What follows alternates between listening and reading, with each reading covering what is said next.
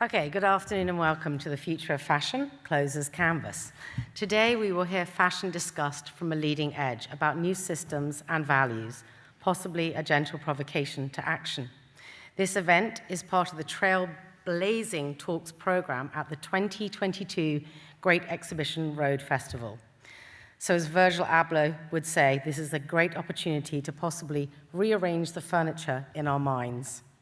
I am Zowie Broach, Head of Program for the Fashion MA at the Royal College of Art, and I'm your host for this exploration today. And over the next hour, you will hear the voices and worlds of emerging designers from the Royal College of Art, alongside and interwoven with industry experts, exploring this new fashion language that will frame a vision for our industry. Everyone here is a trailblazer who will shape and direct change. Samuel Ross from A Cold War came into the fashion studio earlier in the year and met these students alongside a few more. And what was significant compared to other industry meetings for me was the students were almost shocked that Samuel understood them. They sat with Samuel discussing the void of capitalism and the dominant West, the language of software as a tool that is reinterpreting our fashion language but does not exclude fashion, the sequence of operations and inventions, whether it's theoretical or industrial, an immediate application or with need for further change. They discussed the criticality about choices, reasons, and solutions, societal paradigms, and discrete functions. But there was also a commonality about the way they spoke and the way that Samuel speaks. Samuel offered the voice of someone in the industry that gave them hope for something different and better. So I am delighted to welcome Dr. Samuel Ross, founder and artistic director of fashion label A Cold War. For this and his work with various brands such as Nike, Apple, LVMH Group, Off-White, and Dr. Martens, Samuel has won numerous awards, including the 2018 British Fashion Award for Emerging Menswear Designer, the 2018 LVMH Prize finalist, the 2019 Hublot Design Prize, Forbes 30 Under 30 Europe, the 2020 GQ USA Fashion Award, and most recently in 2021, the People of the Year British Fashion Award, amongst others.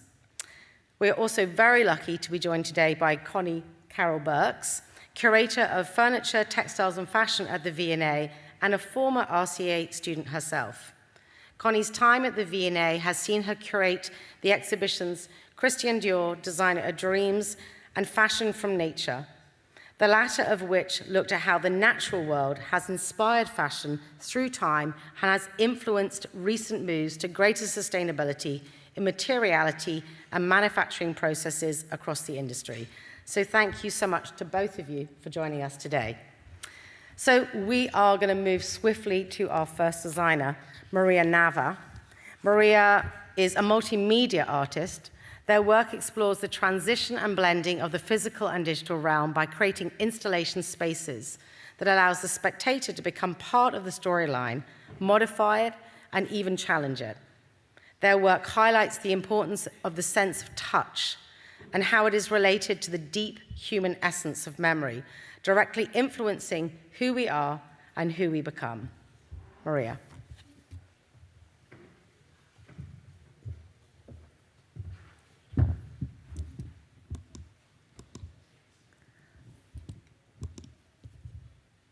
So today I would like to talk about the romanticized idea of a ghost in science.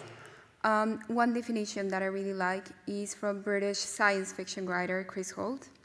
He defines a ghost almost as a playback button. So a ghost could be almost called the infinite repetition of a memory. I also would like to briefly touch into genetics, behaviors, and personality versus environment and memory. What is the importance of the sense of touch, and how can we touch a memory, or how can we touch a ghost? I've been recently looking a lot into the work of Wilhelm Reich and Paul McCarthy, and how they look at the human body as a recording machine. And they propose this theory that the human body contracts and expands, depending on different stimuli and environments. In a way, if you are shy or if you are angry, if you are stressed, like your body will start changing the morphology of it. So the way that you look like is not only determined by your genetics, but it's also determined by the conversations that you have, the people that you talk to, and even the interactions that you have with different environments. And these actions, the way that you go to sleep, the way that you sit down, the way that you stand up, that you keep repeating over and over and over, that would determine directly the way that you look like. So for the project that I'm currently working on, is called Spectral Objects, and it's divided into stages. So the first stage is, or the way that I call them, monsters. So it's 3 exoskeletons that have an internal platform. So the way that they work is through the use of soft robotics, interaction design, and different ways of producing. So it could be 3D printing, 3D scanning, and CNC machining, but also the way that you would make a couture garment. So it's innovation in the way that it's made, but also in the way that it would participate or it would collaborate with the human body. So the spectator is first invited into a training session, and they will come in and would approach the garment into different ways. So through the use of an infrared camera, they will come in and they will approach into a gentle way, or like in a nice way, or like in an angry, aggressive way. And the garment will trigger a response. And then by the end of the training session, an algorithm would be created, and the garment will develop a behavior. So the person then can place themselves into the platform and feel how does shy feel, like maybe it would be more contracted, or how does relax and happy feel. So then the skeleton would relax itself. The second part of the project that I'm currently working on, it would be 3 wearables. So it's a small scale of the exoskeletons. So it would be a bag, a pair of boots, and a helmet. And this is one of the first pieces that I produce. So for this piece, what I did is, again, I learned a lot. I never actually did accessories. My background is in fashion design and animation. But I did a lot of research in the way that you produce eyewear and the way that you will make a helmet, a biker helmet. And then it's a way that maybe an industrial designer would approach fashion design. So you would have the emotional aspect, you would have the aesthetics and the textures, but you would also have the functionality of it. So the helmet is composed of 2 parts. That is one static and one movable. So if you see on the corner, I'm calling them bone flowers. So for the bone flowers, they open and close. So you have 2 ranges of motion, and then depending on the way that you approach to the helmet, the flowers will open and close in different ways. So let's say that you approach to the helmet very slowly, so the flowers will have a consistent beat. And maybe if you increase your speed, then the flower suddenly will close. So that would force the spectator to go back a few steps and then try to redo it a little bit again. The other item that I'm currently working on is a bag. And for this bag, again, is based on interaction design. So the hairs will respond to different stimuli. So for this, I look a lot into animal behaviors. So the way that a cat or a dog would behave. So if you enter into a room and maybe it's just like very quiet and very in a very static stage, and then suddenly you make a movement, so all the hairs will go up, or like all the hairs will just like contract. So it would make you interact with it, and it will also make you think about the way that you approach into an object. These are some tests that I started playing with. And it's a different approach into fashion. It doesn't have to be just purely aesthetic, so it's also in a way of how we think about interactive design. So the way that you program a servo, the way that you think about different motions, again, it's very simple. This bag only has the movement, that is vertical and horizontal. And what we can create, so again, think about animation or the way that you even walk, you create waves when you move. So we can create different types of behaviors only based on 2 ranges of movement. Finally, where do I see this project going, or what I would like to do with this project? For me, what I'm currently exploring is more than just making a collection or more than just making a season or something wearable that you can acquire. What I would love to is people to come in and interact with the objects, and at the same time, the objects that I create to learn from people. So in a way, it would be an exchange, and the person is not only buying into a collection, but is actually in a way interacting and contributing to these memories, embedding these behaviors and embedding these experiences into my objects, and also the objects learning from these experiences. So in a way, we are finding a way to preserve a ghost into these objects. Thank you. Great, thank you. So Maria, I pass over to Connie and Samuel. Your question was the importance of the sense of touch, our bodies as recording machines. How do we touch a memory, a ghost? I think the first thing that comes to mind when you think about the memory of the ghost is also maybe the denotion of time between the two, and the fact that this idea of ghost and memory could also be some type of immediate feedback. For example, the way that the hairs were able to kind of raise on the structure of the bag, the immediate thing which comes to mind is the prospect of service design coming in to almost use that as a means of vigilance. You know, if there were fibers and ways of circuitry that was almost weaved into standardized garments, there's also a way for possibly people who are disempowered or in precarious situations to convey an alertness or a emotion or a signal which they are not able to convey vocally, whether it be by the means of being subjugated or controlled by a person or a group or a ring. There's something there which looks at the ghost being the idea of the ghost or the body's inflection point reflecting in physical matter and material, being quite an immediate feedback loop. The idea of it not needing to be a long tenure for it to be a ghost, but almost a recoil of sorts is quite interesting. So that's how I could possibly see the idea of the ghost as a term or theme, maybe expanding a little bit more. Yeah, like a memory can be, again, like it doesn't have to be a very long time. It can be just a few seconds ago, like even if you think the way about phones or the way that you just create a video and then you can watch it a few seconds later. That's exactly that. And I feel that it would be very impactful, again, just seeing yourself, like if I'm shaking all the time and then I have this element or this bag with me and then I leave the room and then the bag's still shaking after I left. So it's like an immediate reflection of what just happened a few seconds ago, but it becomes more visual, it becomes stronger in a way. Yeah, well, I'm going to jump in there. It's really fascinating. I mean, particularly from somebody from a museum, you know, sort of collecting clothes. And I think what was really stark for me was how it really underlines the relationship between clothes and the body and how you cannot remove those. It's so important, the impression that our bodies leave on clothes and the impression that clothes leave on our bodies.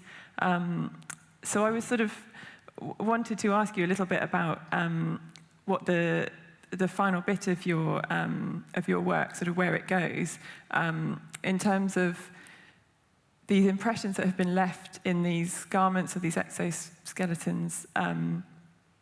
Is that something that you think, you know, does the next person try that garment on and sort of, it's almost like what it's like to wear that person's skin? Are you sort of trying to translate experiences and emotions between different people? Or is it about recording one person's? So one thing that I keep saying, and especially with the exoskeletons, I always cite this, but one of my favorite artists, for example, is Bjork. So if you are able to put this garment into her in a specific time and place, so again, you are able to record the way that she moved at that specific place and time. Mm-hmm. And the V&A has a very big gallery of garments, but it's just a steel garment and that's it. So imagine being able to not only have the garment, but you have a record of exactly the way that Bjork moved at that specific moment in place and time.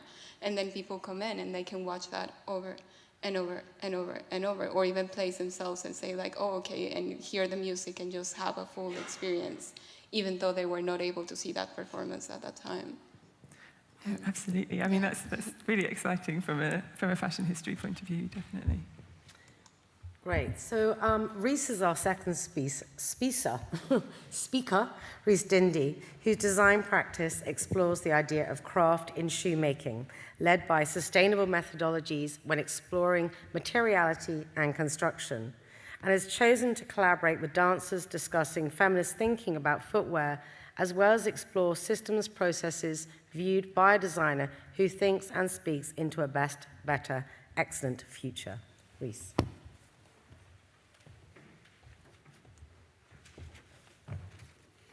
Thank you, Zoe. Hi, so today I'll be discussing with you two works, One's called soft measures and the other's called injection. Basically, the two works part of a larger 5 pieces of works that I developed over the last year of my time at the Royal College of Art. So the first one is soft measures. And basically what I wanted to explore was the need to make, I guess, a plea to use more recycled, sustainable materials as opposed to using virgin materials. And here you can see on the left you have a river here which has been intoxicated by dye fixing agents, in contrast to the right where you have a beautiful imagery of nature. And another issue also is that we constantly feed landfills with waste material. So I guess the point I'm trying to make here is that there's an abundance in waste textiles that we can use as a resource. And although this is happening, it's not necessarily become a trend, but if we were to devise a way to develop an aesthetic that can, I guess, promote some form of emotional value amongst the consumers, then how can we introduce this textile into product? Maybe via a tariff system, some form of legislation, I'm not quite sure. So soft measures is a concept driven by the exploration of both form and aesthetic using sustainable materials, in this case, canvas made from recycled fibers. My intention is to develop a construct deemed unconventional compared to industrial operations and economically unviable when using conventional raw materials. This approach is my attempt to make the argument for the uses of sustainable materials. Although canvas no longer considered a revolutionary material, little exploration has occurred regarding its potential materiality since its use in performance footwear in the early 1900s. My argument being that of affordance. The aesthetic of excessiveness can have an overwhelming dramatic appeal, often associated with luxury at high cost. But what if I was to, my apologies, what if I was able to reduce the cost whilst achieving a luxurious, desirable aesthetic using sustainable materials? For example, the average cowhide is 40 square feet, so the average cost of £110 compared to recycled canvas of the same size costs £29, a 75% reduction in price. Understanding the difference in costs and margins, I can now explore alternative applications for recycled canvas, which would essentially be affordable yet and desirable for the consumer. This design language for this article is predicated on the understanding of values and affordance and trying to build emotional value. So what I've done here, I've tried to optimize the surface area of the canvas material to build this kind of tetra aesthetic. If I tried to do this with leather, it would be, the cost would be economically unviable. You wouldn't be able to make the margins. You'd have to sell for an astronomical price, which I couldn't afford. So this is just imagery of the footwear.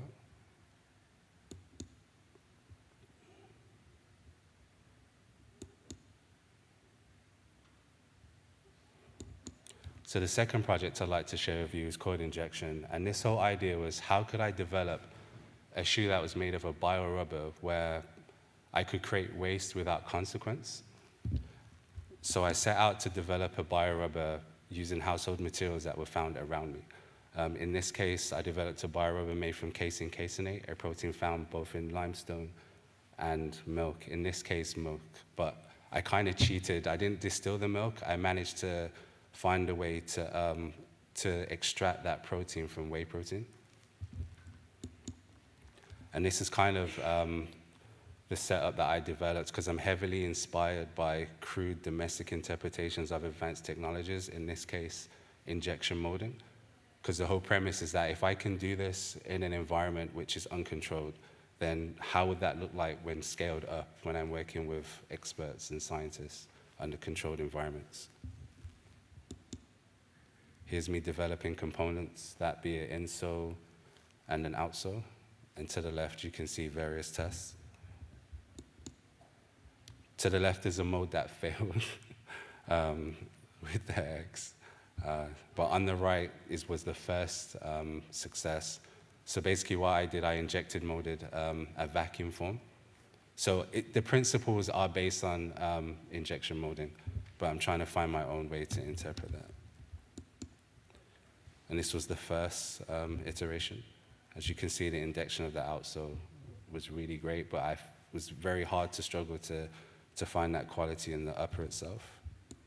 And this was the second iteration. Thank you. Take a seat. Go ahead. Thanks, Reese. So Reese's question is, what does sustainability look like manufactured at a large scale?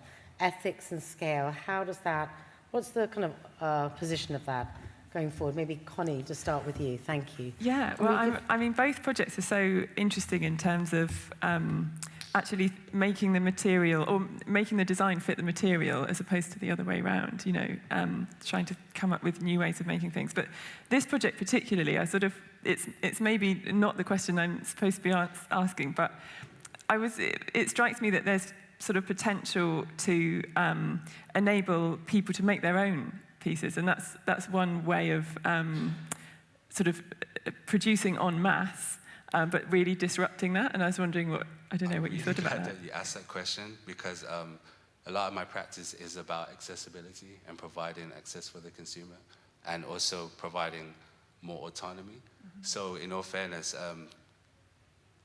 that's how the project started. Oh, cool. Great. Yeah, so I totally agree with that concept, especially for micro factories and trying to develop products more domestic level, as opposed to trying to ship product overseas. If I could give you the kit, and then you could develop that at home, then that would be a success. So that's actually how that started. Oh, great. Thank you. Just to add on there as well, I think the question is really brilliant because it doesn't necessarily determine whether scale is on like an X, Y, or Z axis. So the idea of scale being a horizontal prospect, and of course, by nature, that being relatively decentralized, so I assume, like, you know, so first I'd say horizontal scale is accessible, right? But then the idea of this is almost the first layer of how you see, let's say, costs around accessing and producing design being amortized, right, or like deconstructed. Are there other prospects or additional industrial techniques that you have in mind that you want to find a way to add access to? Because, of course, this is more so injection molding, vat molding. Are there additional processes that you're also looking at breaking down more? Well, one is 3D printing, although with my experience with 3D printing, I'm starting to find in terms of the cost and the lead times. So to 3D print just 1 foot at the moment is taking around 8 to 9 days in regards to the technology that I have access to, just being an individual. I find that injection molding might be overlooked because 3D printing is currently trending, and I think the issue is that we have current technologies that exist. We just need to change our thinking around the way we're using them. And if it's a case of sticking to current existing practices, but then changing the materials that we're using and adapting or designing materials that are more applicable for those processes, then that might be the way forward, especially for mass production. But back to both your questions in regards to scale and accessibility, I did want to create something that could be developed on a small scale, or I guess supervise a small scale or small community, but also can provide the foundations for upscaling if I was to move to mass production. I hope that answers your question. It does, thank you. Cool, thank you. So thank you, Reese. Our third speaker is Ruya Rashid. Her work is about her identity as a Maldivian, having moved to Australia at a young age in the 90s. Her work is a response to the effects of post-migration and integration as a form of preservation of her home country should they lose their land in the future due to rising sea levels. She expresses this intuitively through sculptures and artifacts by reusing waste materials. Ruya, please come and join.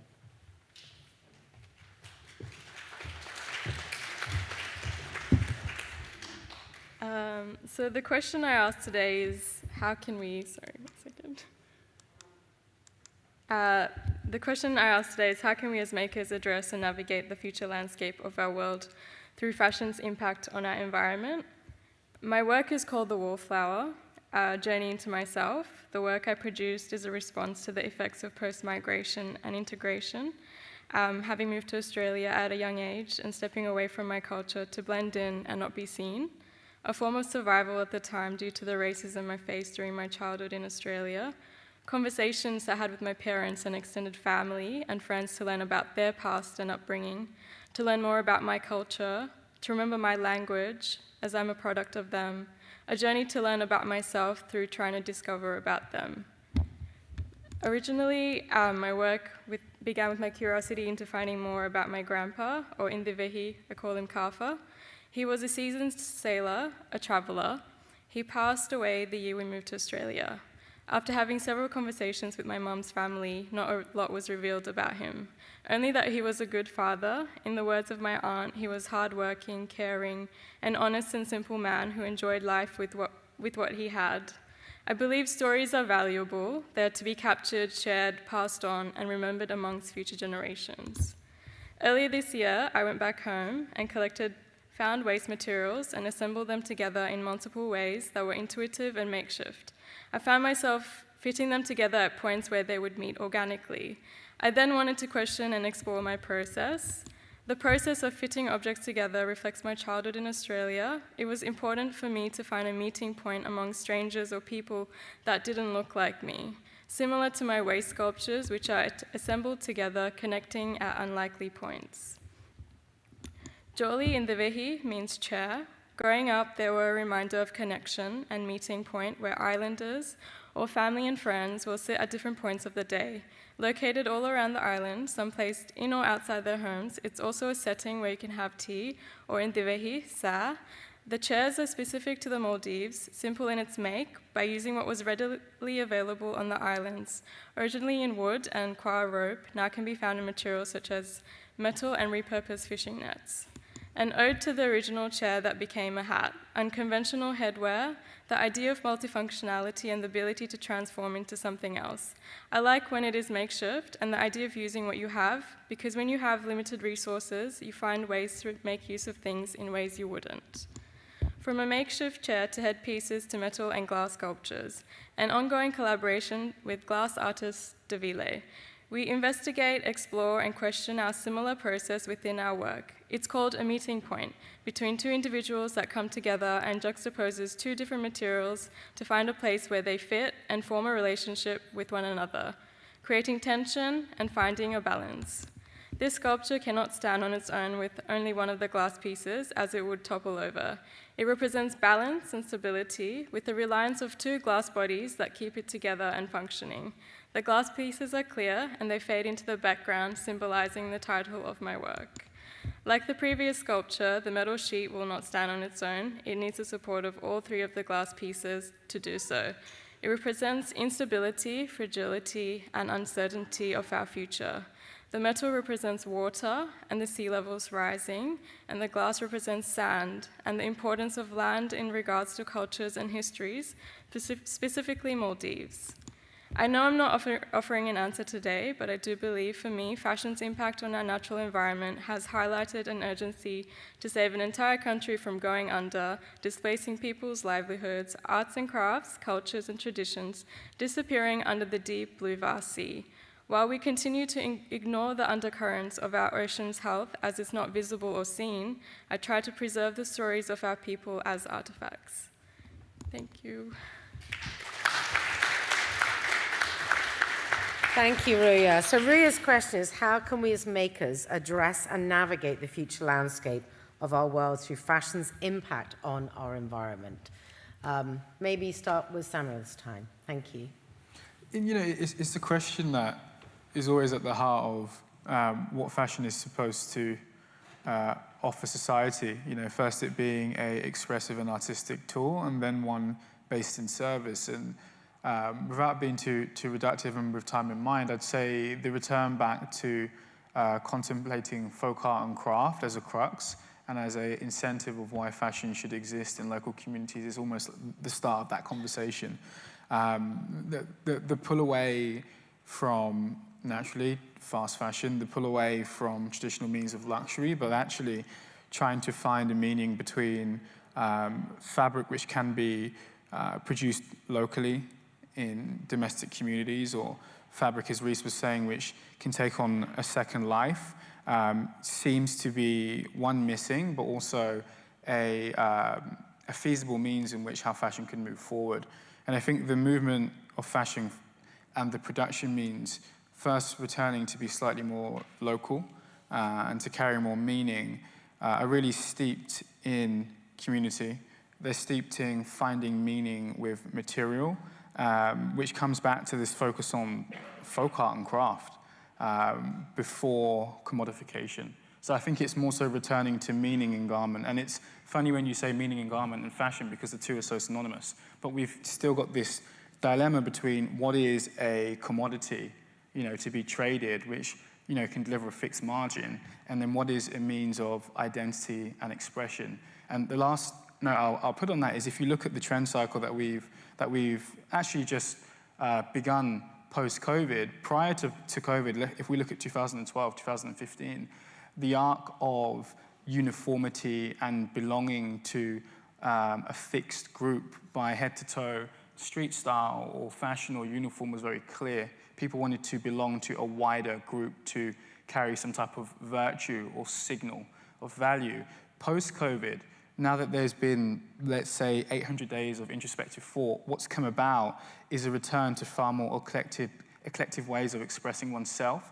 And this idea of heritage Americana, the idea of repurposing or introspective older garments coming into the fold speaks to the need for the return of craft in fashion. So I think it's quite cyclical. It's almost a return back to craft and local means of producing garments.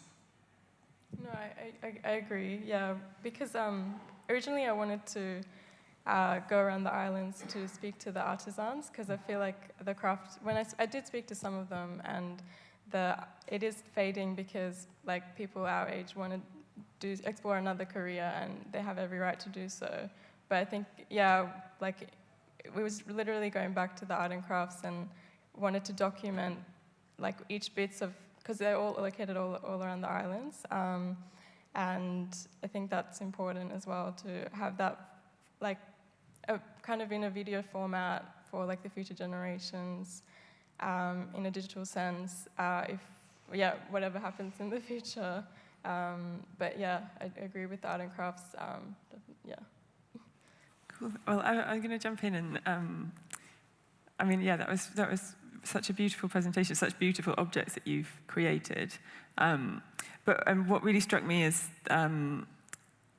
how it speaks to fashion as a method of communication and telling stories and narratives, and how powerful that is, that we can sort of wear that on our bodies. But I was looking at the headpieces that you'd created, which is so interesting and really unexpected. But obviously they're sort of referring to the images and the stories that you were telling before. And so I sort of wanted to ask, when anybody sees a piece of your work that's like those headpieces, or if somebody was wearing it, how important to you is it that they know the narrative, the context behind it, and how do you sort of share that? You mentioned a video and a film and things. Do you mean like, do I want them to know what it means? Yeah. I kind of like the idea of not kind of, I want the piece to speak for itself and not really explain what it's about, and because then that way you find out other ways of thinking and other narratives, or it can also remind them of something like nostalgia or a memory. So I try not to like explain it too much, and I like to be visual in the way I speak, and kind of maybe like use a few keywords to portray that. Yeah. Oh, thank you. No worries. Okay, thank you, Ria. So our final speaker is Seb, our fourth and final speaker, Sebastian Roig. Sebastian lost his hearing in 2010 due to a rare neurological condition, an experience which is at the core of his practice. His current work, Multisensory Bodies, explores how one can experience sound even if they are unable to hear. The aim is to develop a garment which translates sound into tactile stimuli, enabling people who are deaf to experience sound without hearing it. So, Seb, welcome to the stage. Thank you, Zoe. So, I am presenting Multisensory Bodies. And this is my brain. This scan is from 2019, I think. It was taken 2 weeks after I have lost my hearing. And it took about a year to find out that here, this part of my brain just stopped processing auditory stimuli. No one really knows why. But yes, that went on.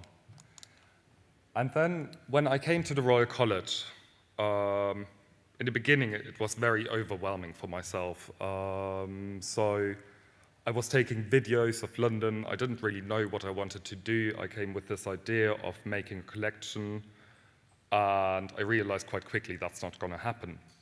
But one day, my phone was really bad, and one of the videos I took came back as a sound file.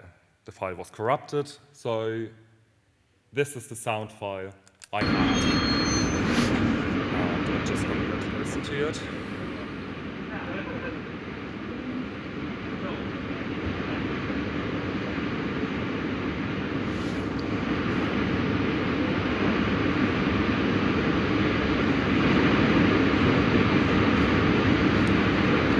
So, and until this day, I don't know what's on there. Please don't tell me if you do. But that really started, I'm naturally very curious, so I thought, how can I find out what's on there? Or how can I experience what's on there? And I started with visualizations of sound. And this is not the very first one. This is a bit more advanced. This was the first three-dimensional body I created in a 3D modeling software that reacts to sound. And yes, from that, I realized I need to do more in that direction, and I learned programming. And I've written a program which basically creates complex three-dimensional forms from recorded sound. And these are the original sound bodies. You can see this program utilizes the 4 dimensions of sound, pitch, frequency, volume, and timbre, and puts them into 3-dimensional space. And by that, this is created. This is actually my 3-year-old niece laughing, and she's very cute. Yes, but then came the moment where, between first and second year, where I had to think about, this all looks great, but what do you really do with it? So I came up with the 8. The 8 is the auditory immersion device. Basically, when your brain works, everything in your brain is fighting for brain capacity. And so when you close your eyes now, the part of your brain that processes visual information is going to start shrinking after 4 minutes. For deaf people, this means there is basically almost no space anymore that processes auditory information because it never comes. So I thought we're making a garment that stimulates us with auditory information, but on a tactile basis. And so I started sticking these tiny vibrational motors on my body to figure out where to put them, and mapped my own body down. It was very based on myself, on my own experience. Where do you feel sounds originally on the body? Because you can't feel vibration a lot, and you do feel high frequency vibrations in different parts of the body than low frequency vibrations. And these are what I said about the different brain regions fighting for real estate there. And then how to make up this garment with knit so that it can be worn under for the whole day under your clothing without really being in the way. And lastly, technologies, because vibration is okay. It has been used before for similar things which have been developed by hearing people and weren't really good. But there are better technologies around, so I really went into this. And now down here, that's a paper from a Korean scientist I'm now working with. He developed it's actually woven fabric that can contract and expand. So the garment in the end will contract and expand according to sound. And, oh yes, I should have started the video when I opened the slide, sorry. But this is basically shows the workings of this. It's a dielectric actuator.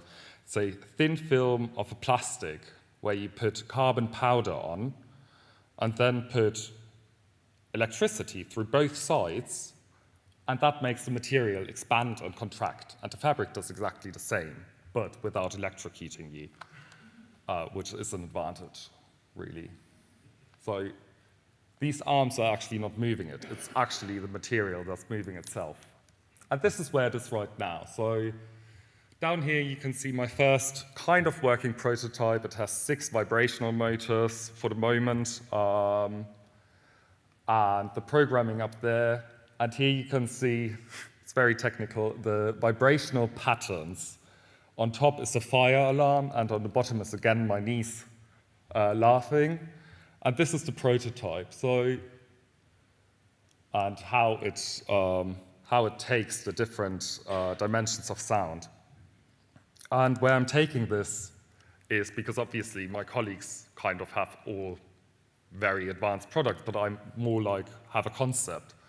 But I'm doing a PhD on using this technology for accessibility in mainly virtual, but also real-life environments, because there is a lot of lack here. It's not about really crossing the road. I can save myself from being run over by a car most times, but it's about sound transports emotion, and I don't get that emotion. It's sitting in cinema and reading subtitles, and when you read loud bang, you're not gonna really get the emotion of the loud bang. And so loads of emotional layers just get lost. And so it is just really about learning to translate emotions into tactile stimuli at the end. Thank you for your bearing with me. Thank you, Sebastian. So Sebastian's question is, how did fashion become the least accessible design practice for people with disabilities? I'm going to ask Samuel and Connie to ask questions, and then actually there's just time for you to have a little conversation amongst each of you as well before we go to questions from the audience. You know, we were speaking about this a little bit before we stepped on stage, and I'm not going to waffle on for too long because there's so much you can share on this topic. But the prospect of fashion being an expressive, modular field, and maybe not necessarily understanding that it is first and foremost like a service-based industry, seems to have kind of disillusioned what the user case experience actually is with fashion. So it could be a case, on two ends, both on the hyper-expressive end, which we spoke about, if you think about CSM and RCA and what kind of comes from such institutions, but then also on the more pragmatic end, such as like a Muji or Uniqlo, there's still been this silo which has been completely forgotten, which is it's just a complete design issue and problem. And as we said prior, I don't think there is an answer to it at the moment, but there is just to a degree, like a responsibility and guilt that the industry needs to first move forward from to open up to, actually ensuring these channels of products and change do come about. Yeah, I agree. I completely agree. There is, as we said before, fashion never really developed a service thinking or a evidence-based design practice. It's more about expression, adornment, but that is really taking away, on the other hand. I just need to think about my trousers. My trousers have 4 buttons, which I need to close, so they are fully closed. For someone with mobility issues, that's impossible. And if a product designer would have designed them, they would probably not have that, because they think about accessibility more in their studies already. You want to be able to sell it to as many people as possible. In fashion, it's seen as a problem. You have to make it accessible. That could cost you money. But in other fields, it's about reaching a wider audience. And that never happened in fashion, really. It's interesting, isn't it? Because it's almost as though, in reality, as you said, if the product designer was to then kind of cut like a pattern block for a pair of pants or quilting or shirting, again, you could actually increase your margin by just putting out all of these adornments, but maybe there just hasn't been a separation of what functional design looks like in the foray of accessible apparel versus fashion to a degree, and the semantic value of the two is still quite separate and different. But then there's also the prospect of when we do see ergonomic design come about, or functional prospects come about, that itself is proposed as like another moniker of luxury. So possibly the actual viewpoint of, maybe there's actually an inherent bias in who functionality is for, which is at the cause of the issue in fashion as well. Yeah, definitely, totally. Thank you for your presentation. It was such a rich idea and really exciting work. And I think it's a great example of actually when somebody is thinking outside of the usual realms of fashion, the potential for fashion design and garment design. So, I mean, yeah, it's setting my mind a million miles an hour because it's really exciting. I mean, do you see this as something that is possibly commercially viable in the end? Do you see this as something that might go into production? Is that your aim? Oh yeah, so it's not really only about commercial viability, it's also about necessity. I was mentioning it in the end. I'm very interested in virtual environments right now, because if we're thinking, most people think, it's a fad, but Facebook is working on the metaverse. Virtual reality is here to stay. This is going to be big. But right now, I read a paper from Microsoft research team, I think 3 weeks ago, and their best idea to make virtual environments accessible for deaf people are subtitles. And I don't want to be stuck in a world where I'm constantly reading subtitles. It's fine, it's good, but I don't get any emotion from that. So we really have to move beyond that. And if this is the final idea, which is going to make the cut, I don't know, but we need to start thinking about them. Yeah, well, I hope so, because it's a fantastic creative idea, yeah. Thank you. And so before we go to the audience, just as a little bit of time, like having seen all of the speakers and the talks, is there further questions from either Connie, yourself, or Samuel, that you wanted to ask any of the designers? And secondly, do the designers want to ask Samuel and Connie anything? I think that there's definitely a note on Seb's presentation which comes about, and it's similar to the question that was posed to Reese earlier. It's the way in which you could take like a macro concept such as what you've proposed. Let's say that technology is applied and it is able to get seed funding. And then you would have, but have you thought about any user case studies where there is like a micro inclusion of such technology into the market versus a full-on macro of like price and RRP in mind? Or, if you were to first, let's say, also partner with a company, what type of company would you be looking to partner with? Would it be more on the technology side, or would it be more of a traditional apparel partner? Because of course you have reach in mind. I'm rifting thoughts, but there's so much to really look at and extract from the prospect of how does that concept integrate into, a wider discourse with society. That's quite a good question, because that's quite the point where I'm at right now. Like I mentioned before, I'm continuing this in a PhD from October onwards. So I'm just looking for an industry partner to support the work. And I'm going two ways. There's one side are technology companies, which should really be interested in this to make virtual environments more accessible. But then, on the other hand, you have the more traditional companies. I'm going into the direction of performance wear, because at the end of the day, it is kind of performance wear. It makes, it enhances, it supports the enhancement of the human being, and that's what performance wear is meant to do at the end of the day. So I see it as performance wear, not for athletes, but for people with disabilities. And so these two fields are where I'm looking at, because they make the most sense. Traditional fashion companies mostly ignore it, which is understandable, because obviously it's not the focus. When I came to the college, I had no clue about all this, and So there is just no agency there to take something like that on. But yeah. I wanted to ask Maria another question, actually, sort of jumping off Seb talking about the metaverse. So I was sort of wondering about whether the sort of technology that you're talking about, these clothes, these garments, taking on movements and touch, and whether that's something that you could see translated into virtual worlds in terms of sort of translating touch. So one thing that I actually have talked about with Sebastian and another student, his name is Dominic, because Dominic is also working with virtual reality and Sebastian is also working in this world of performance and everything. Right now, the metaverse exploded.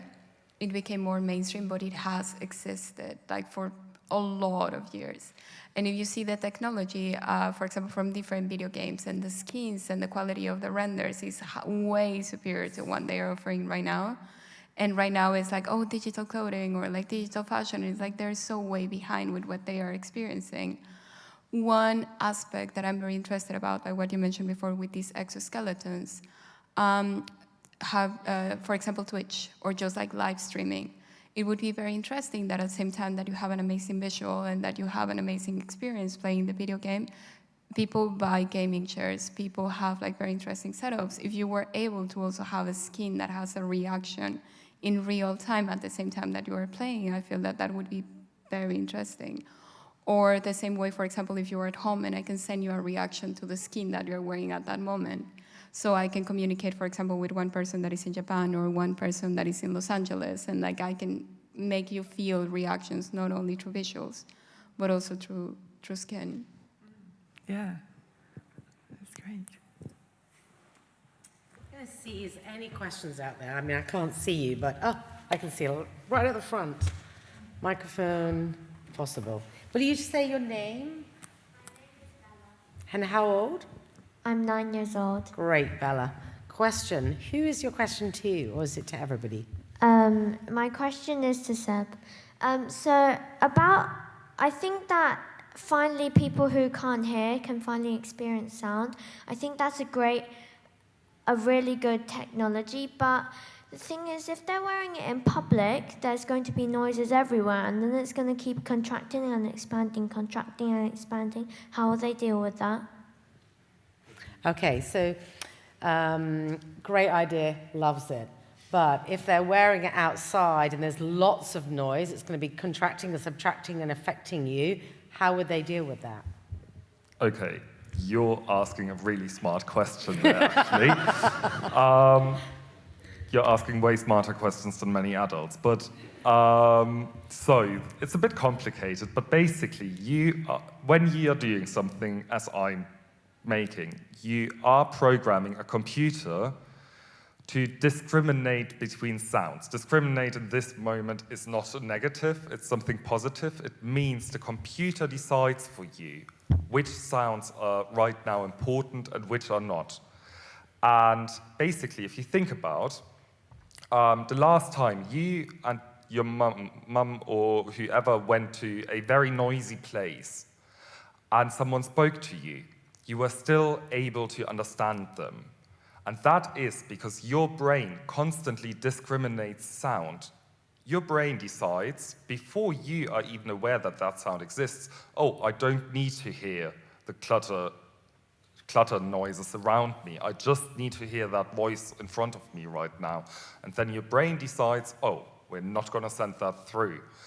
And that's basically what a computer does in the garment. So if you're outside on Exhibition Road and it's the Great Exhibition Festival, it's not going to constantly contract and expand. It's going to take the sound which is important and only translate that. Bravo. Question to the lady in the middle, and then to the, I can't see, you're just wearing a straw hat, so sorry to determine you by your straw hat. Hi there. This is also regarding the tactile sound garments. Are you looking to engage with health services to turn this into a prescribable medical device? Oh, I wasn't listening properly. Sorry, I drifted. Are you, that's terrible. Are you looking to take your work into a prescribable medical device? Apologies. Yes and no. It is difficult. So the legislation around medical aids is very difficult, and it's becoming more and more difficult after Brexit, with the US doing their completely own thing, Britain and Europe all are doing their own thing. So if you're making a prescribable device, that's a great idea for countries where insurance companies will actually pay for that device, because the device will be around 3 times more expensive than it is before you make it into a prescribable device and go through all the testing and so on and so on and so on. So there is really a case to be made for lifestyle devices, because also I'm pitching this thing as a low-cost thing for example, countries where there is no public health care, and people can't afford cochlear implants or hearing aids, which are hugely expensive because they are medical devices, which makes sense to an extent because they have to go through rigorous testing. But yeah, it is really a question which has to be super balanced and thought about. There are positives about making something a medical device, but there are big negatives as well, mainly financial for the people who want them. Great, thank you. So we have one more question, I think, and then your question might have to be afterwards meeting, because you're very close to the stage. Yeah, straw hat question. Straw hat. Thank you. Alec Robertson, Design Education Trust. The whole field of kinetics and aesthetics is very underdeveloped in art and design, generally, in my view, whether it's products or fashion. And it has many applications, both in the projects you're dealing with, from social design through to commercial design. Performative concepts and theories need to be brought into art design to help this kind of new added value. Do you agree with that? Is that someone you would like to ask specifically? I think the gentleman in the middle, I've forgotten your name. Sebastian. Sebastian, because I see so much potential not only for health reasons, but also just kinetic adornment and fashion in a commercial sense could benefit from your theories and practices that you're developing. So kinetics and aesthetics, hasn't really necessarily been taught in education as much as one would have considered.